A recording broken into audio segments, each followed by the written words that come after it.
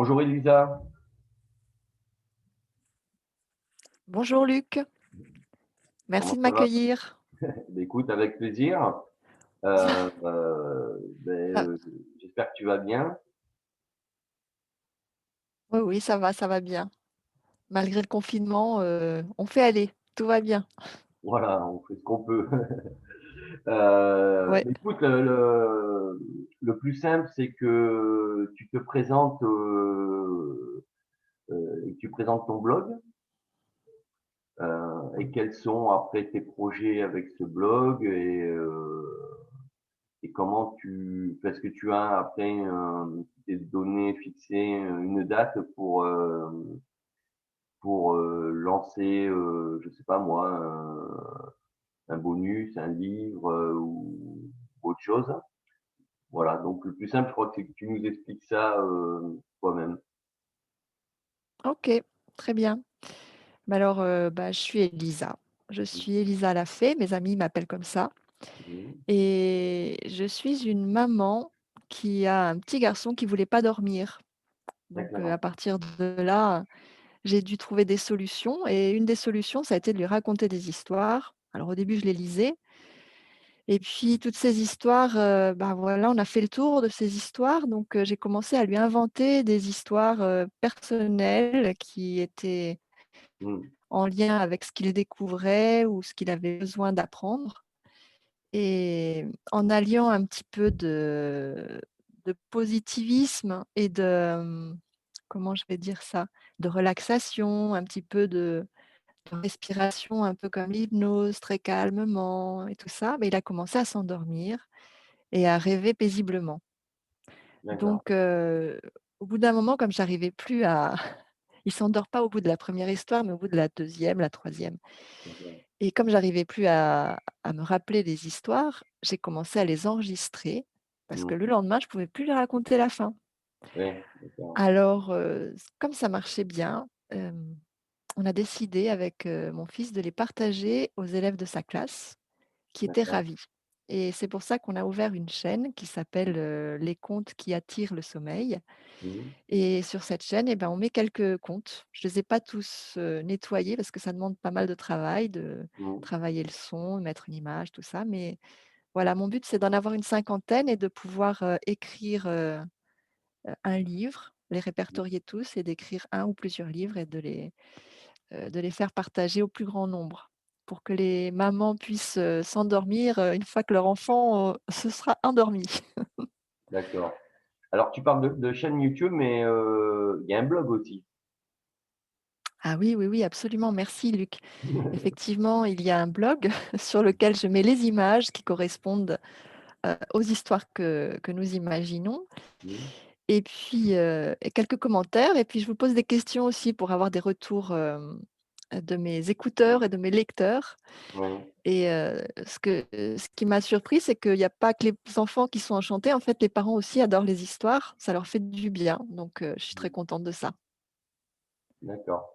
Et là, sur Voilà. ton blog, tu les présentes de quelle manière? Sous forme de podcast aussi, si c'est quelque chose qui s'écoute, ou tu mets les vidéos de ta chaîne sur ton blog? Ouais. Alors je mets les vidéos de ma chaîne sur le blog. Mmh. Je fais un petit texte pour dire, voilà de quoi ça traite, pour Mmh. qu'ils aient une idée si ça leur plaît ou non.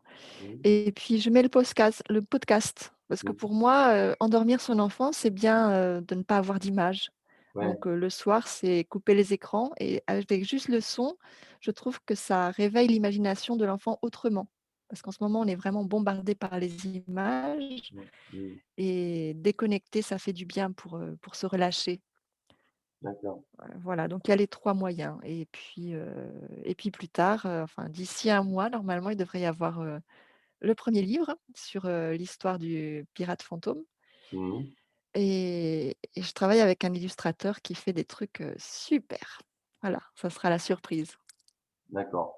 Donc ça, c'est quelque chose que tu offriras en bonus sur ton blog, que les Oui, gens pourront absolument. télécharger gratuitement, Mmh. en Oui, s'inscrivant oui. en fait à ton blog quoi, pour après avoir accès, enfin pour recevoir, des tous les articles, que tu publieras ou les podcasts que tu feras.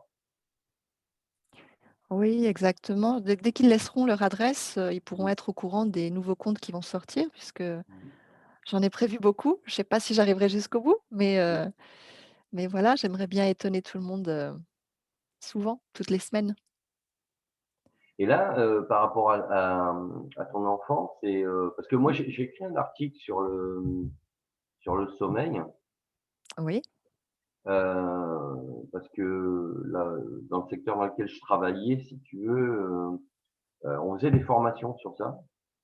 ah, Voilà, justement pour arriver à gérer son sommeil parce que c'était quand c'était du travail en décalé, par exemple, ça faisait d'accord. partie, alors c'était pas des formations obligatoires, mais c'était des formations qui expliquaient, voilà, comment gérer en fait, son horloge, interne et comment Mmh. détecter les premiers signes de sommeil quand ils apparaissent et comment ne pas louper, j'allais dire le petit train qui va faire que Le tu petit vas train. prendre le bon créneau pour t'endormir, quoi. Oui, c'est vrai. Voilà, c'est ce qu'on appelle les formations facteurs humains. Mmh mh, mmh. Voilà, ça permet donc c'est pour ça, c'est toi, ton enfant alors tu as trouvé une solution qui sont les comptes, c'est super, mais est-ce que, il s'endort, enfin, il s'endort toujours aux mêmes horaires ou il arrive à, comment dire? Ou pas justement? Ou est-ce qu'il s'endort à différents horaires, et que c'est ça qui est difficile à gérer, en fait? Oui, en fait, c'est différent pour chaque personne. Mmh. Dans mon cas, quand je suis allée voir, les docteurs et les gens qui aident, dans ces choses-là, ils m'ont dit: «Il faut vraiment calmer votre enfant, avant l'arrivée de la nuit pour qu'il puisse être, relax pour le coucher». Mais Mmh. ça marche pas.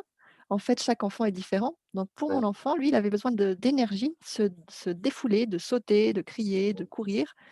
Et puis une fois qu'il avait fait sa petite décharge électrique, eh bien Mmh. ça y est, là, on pouvait, passer au compte, s'endormir tranquillement, D'accord. facilement et c'est ce qu'il fait encore. Il a toujours un petit moment, d'excitation et puis après arrive le calme. Donc je Mmh. pense que chaque parent va avoir, une façon d'agir, en conséquence de son enfant et il y en a qui ont peut-être besoin de se relaxer, tout ça, avant d'écouter nos contes. Mais il y en a d'autres qui vont avoir besoin de rebondir, comme sur un petit trampoline, de sauter et de se défouler et de revenir après, se calmer, se détendre et rêver à des belles choses. C'est ça, oui. Oui, c'est vrai qu'il y a il y a des gens qui, là, on parle de ton enfant, mais d'une manière générale, au niveau biologique, il y a des gens qui ont besoin de faire du sport le soir plutôt, juste Oui, après le travail pour s'endormir facilement et d'autres, c'est plutôt le matin et en fait, mmh. ça leur permet comme ça de mieux gérer leur cycle du sommeil. Parce qu'en fait, c'est des cycles d'à peu près 3 heures et si on loupe, le cycle, ben, on met, 3 heures à s'endormir après, avant le prochain cycle, quoi, en fait. C'est un peu le principe et Ah oui, donc c'est vrai pour tout le monde, en c'est fait, vrai pour pour tous les les grands cycles. comme pour les petits. C'est ça. Bon, mais c'est super et là, Oui. aujourd'hui, avec, ton blog, tu as à peu près combien d'articles ou podcasts? Alors, j'en ai 12 pour l'instant, j'ai Mmh. 12 comptes, 12 articles et ma foi, ça se passe, bien parce que j'adore le faire. Mmh.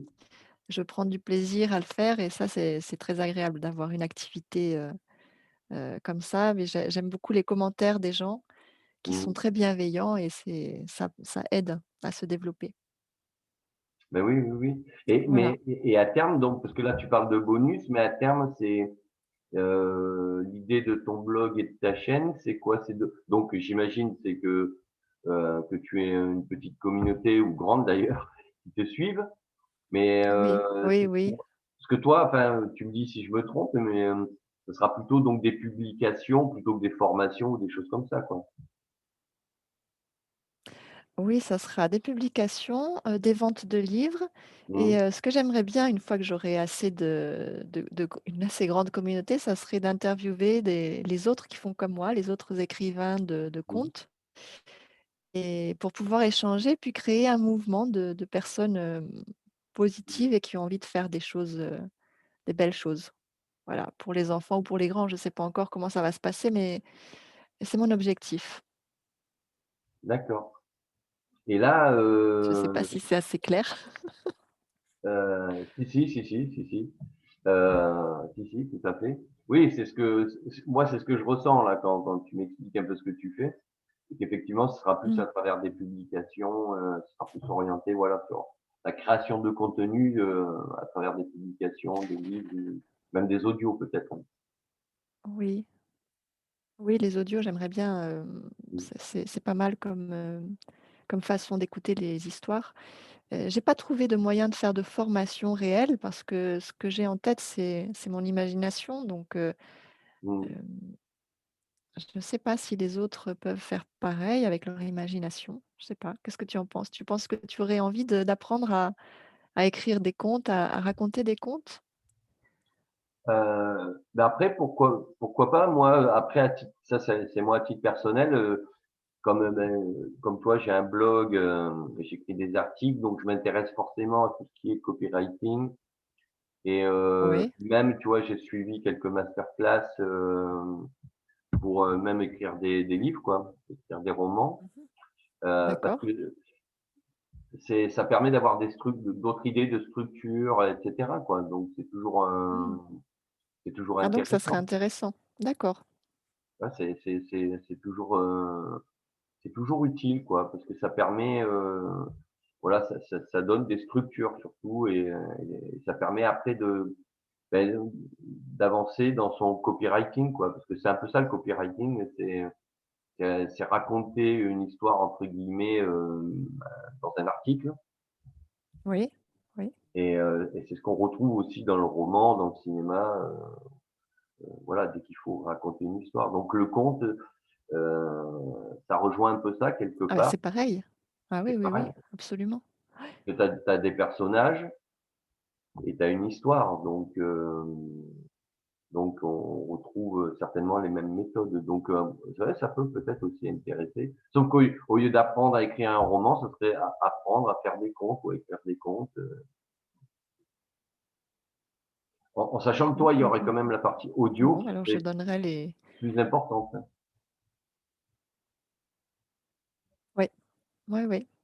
Donc je pourrais peut-être faire la formation sous forme audio et hem et aider les gens qui ont des idées puisque finalement le conte c'est inné à chacun et ça traverse les temps donc peut-être qu'il y a une porte qui peut s'ouvrir pour, enseigner aux gens l'art de faire du conte, enfin des Oui, contes. oui, oui.